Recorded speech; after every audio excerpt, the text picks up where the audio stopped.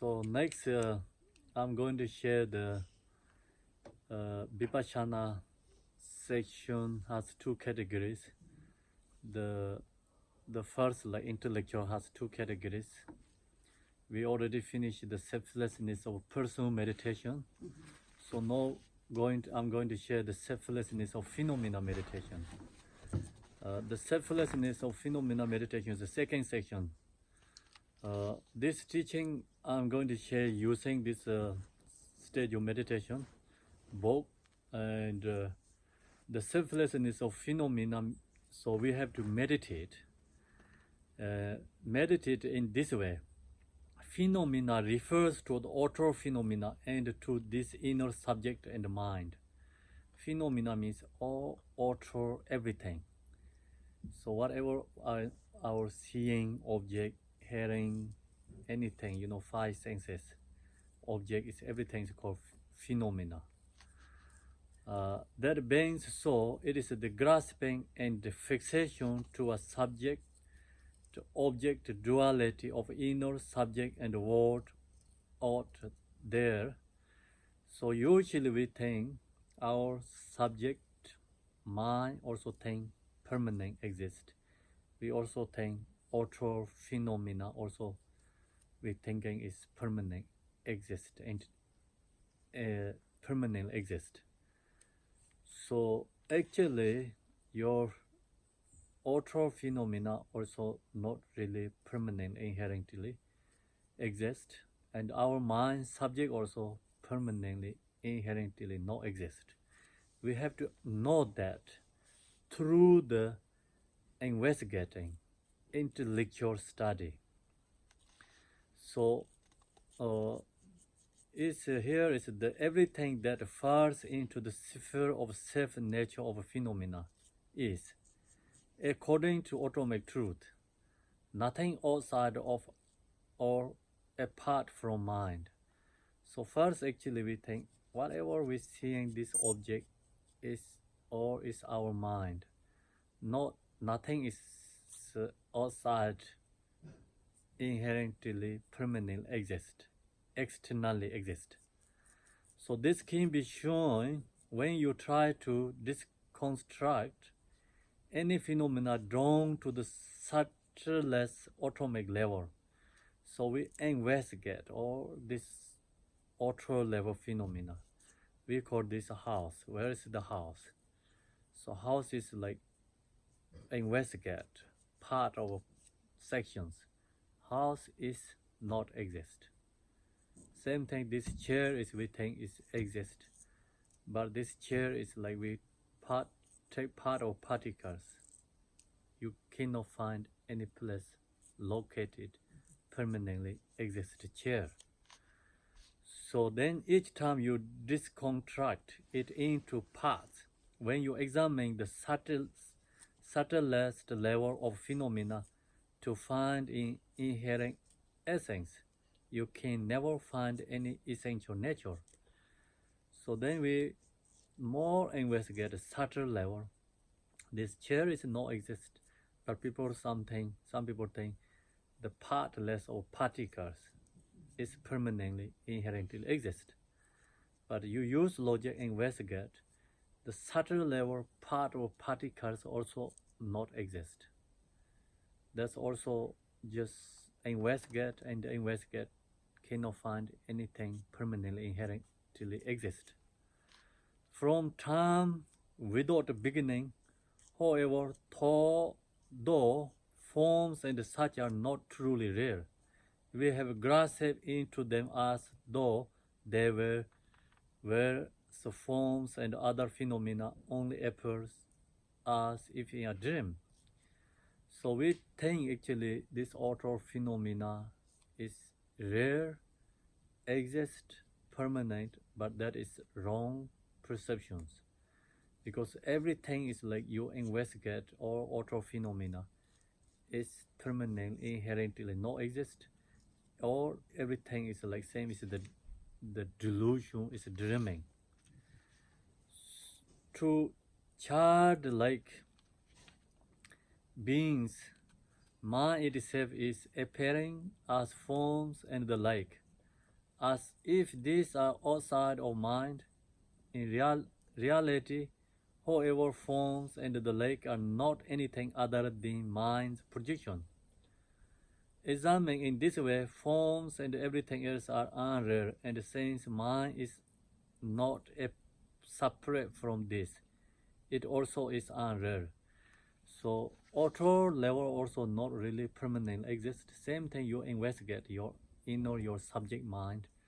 The mind also not exist inherently permanently.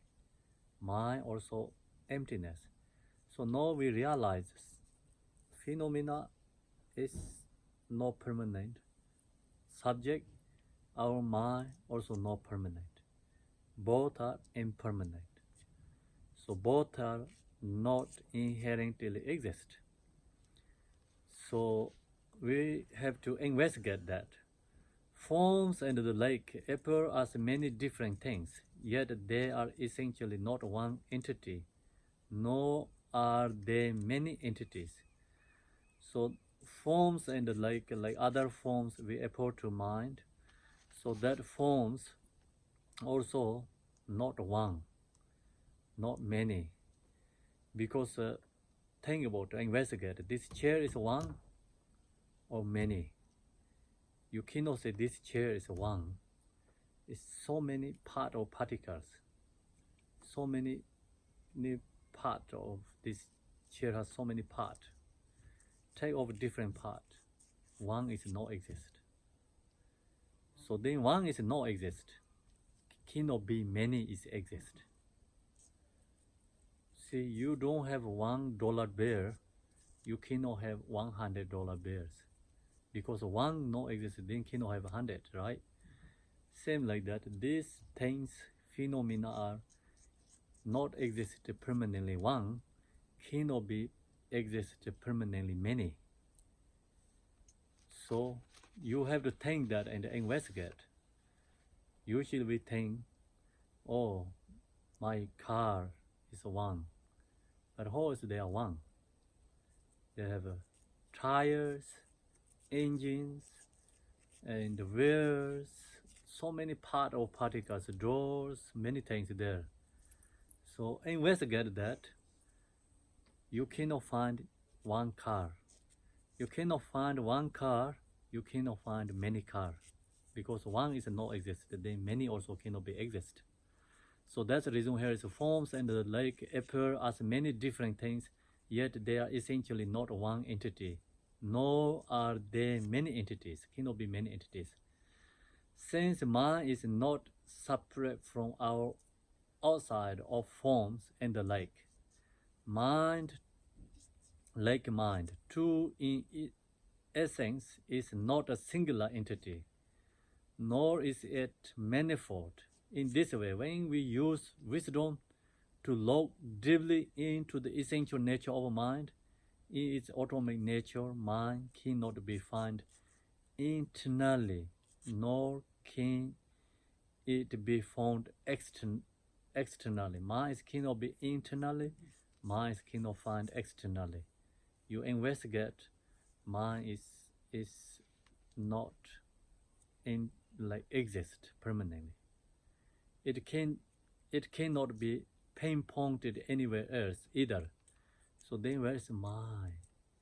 You really look, investigate yourself, you cannot really point any particular place, pointing, Usually Westerners pointing here, but the Buddhist, background, who was the Buddhist background, always pointing in the heart, and then maybe some others pointing difference, but actually you really cannot find any place located mind. The reason is mind is not exist permanently. There also is not past mind, no present mind, and no future mind that can be pinpointed. Because mind is no past, no future, no present, 3 times not exist. So then you cannot pinpoint it where is mind. It is in its arisings, mind does not come from anywhere. Actually, not anywhere come from. Where is come from mind? You cannot locate it, cannot find any place. In its cessations, mind does not go anywhere. When you look for mind, there is nothing to be located, nothing to show, no form to it at all, no forms, nothing to show, cannot see anything. So mind is no exist. Externally no exist, internally no exist. Mind is emptiness. So just look directly into the true essence of this mind, this vividly present awareness. Then how you can find your mind, actually investigate through the logic. Intellectually you cannot find your mind, because mind is not physically, not permanently exist. Then how we can meditate? Just look directly into the true essence of this mind. So we just look directly into true essence of this mind. Our awareness have to log into our mind. This vividly present awareness. Then you can find it's empty, empty is present, present is awareness. So usually we call that as a mind. But through the investigation, you cannot find. The reason is mind is not permanently inherently exist. If mind is permanently inherently exist, you use logic, investigate, you have to find. So mind is emptiness. That's the reason we cannot find. So same thing, use logic, investigation. It's same as the gun. The sunbeam is the same as the mind. Gun shoot the sunbeams, you cannot get anything. Nothing going to kill there, nothing going to destroy there. You cannot destroy, cannot get anything. The reason is the sunbeam is empty, not exist. So then you shoot gun through the sunbeams. Some gun is useless. Nothing can anything destroy. Same thing. You use logic, investigate. You cannot find the mind, because mind is not permanently inherently exist. But we see the sunbeams. It's empty, but it's clearly there. Even gun cannot hit there. Your weapons cannot destroy that. Same thing, you look directly into the true essence of this mind, this vividly, presently awareness. That is the mind nature. The nature is empty. What exactly is it that is there? Is it body or it is mind? If there is a mind, if mind exists, there must be something there, right? What is it like? Does it have a form, a shape, a color, and such? Then you try to using investigate and intellectually try to find something. You cannot find. Nothing found is your found. That is the mind. Usually we call through the investigation, intellectually cannot find. Nothing found. That is you found. That is the mind. So, where in your body does it reside? Where is the mind reside? Body is part of located. No place in it located. It is outside, inside, or in between. Mind's beginning, middle, or end cannot be seen, cannot be identified. Thus, when you are investigating with wisdom and you do not see any real essential nature of all phenomena, do not get caught up in the conceptualization of this not seeing by thinking. Actually, intellectually cannot seeing the mind nature. And reason is mind is not the object of the investigation. Investigating intellectual using logic, because it have something exist they can find. But mind is not exist. Mind is emptiness. That's the reason. Use investigate, use logic, you cannot find mind. So do not get caught up in the conceptualization of this not seeing by thinking. Is form permanent or impermanent? Is it is empty or not empty? Is it defined or undefined? And so forth. Avoid conceptualization of feelings, perceptions, and the rest as well.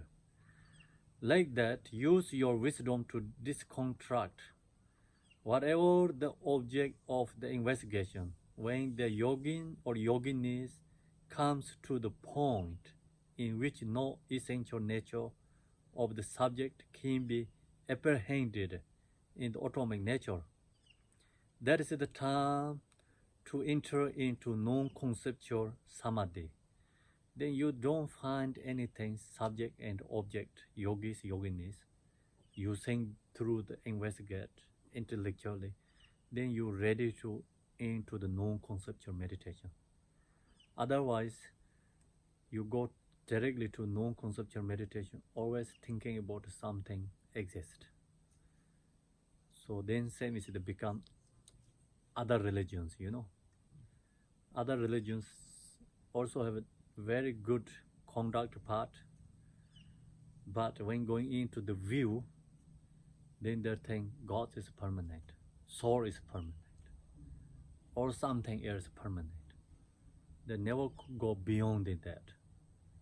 The reason is because they don't have this intellectual, investigatively proven, nature of phenomena. So Buddhist is like called science. Science means we investigating, use logic, then you cannot find anything. You can debate, you can use logic, you can investigate, look into the nature of phenomena. So you do that, you cannot find anything permanently inherently exist. You really understanding emptiness. Then you can ready into the non-conceptual meditation. So that is the time to enter into non-conceptual samadhi. After you have used your wisdom and intellect to look deeply into the true essential nature of any object of focus, such as form and so forth, then you enter into meditative stability. What is meant here by meditative stability is not abiding in form or anything. Meditative stability is not abiding in this world or anywhere between this world and the next, since there is no point of reference that can be identified as form or anything else. This is the meditative stability beyond reference point. That is why it is known as the meditative stability of sublime wisdom. So our meditation is called no referential point. So the meaning is not really our mind is stuck with somewhere else, free from all the grasping, free from thoughts. And our mind, it means like meditation is your mind, meditation becomes stability. It's really understanding nature of phenomena. Not any place going to stuck and abide. So free from view, free from thoughts, free from actually religions. That's the reason Buddha, he shared, my teaching is only method, and the method take to non-conceptualization and non-dualistic, also called the free from view. Free from view means all other religion has a different view. So we individually, each one believes something. It's called, that is our view. Actually, that view also dualistic thoughts. So we have to go through that free from the view. And all these teachings is taking to the non-conceptual free from view. So if you are attached to also our religion, our view, then we are stuck with there. So same is like somebody pointing the moon, use the finger. You didn't look the moon, you look into the finger, it's the same thing, you know. So we are become attached, stuck with our religion and our view. Actually, the absolute truth of Buddhist view is free from all the views. Means no any attached to, stuck with that. So teaching is the same as the boat and ship. You cross, then you have to leave that. So you don't have to carry this boat into your head. Same like that. So that is all called intellectually. We have to understanding the selflessness of phenomena. You investigate using logic. You realize this everything what we seeing subject into object is same as a dreaming, same as a delusion, no inherently exist. So that you get your, and idea is called, called emptiness, understanding intellectually. So not emptiness we realize, but intellectually we understand the emptiness using this logic investigate. Then we have to practice, after that contemplate, meditate. Then you get one day realize emptiness. But no, we are not realize emptiness, but we intellectually we understand the emptiness, what means. So that's the most important when you study this section, intellectually. That is called the selflessness of phenomena. Nothing is exist. No subject exists, no object exists. Thank you.